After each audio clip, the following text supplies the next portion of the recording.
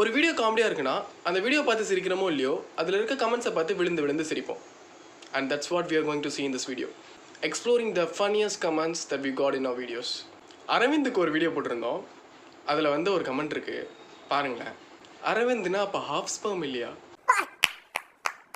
என்ன ஒரு thought process, என்ன ஒரு தொலை தூர நோக்கு பார்வை சிந்தனை. உண்மையிலே கிரேட் நீங்களா. கௌஷிக்னு ஒரு வீடியோ போட்டிருந்தோம். கௌ சிக், மாட்டுக்கு உடம்பு சரியில்லை.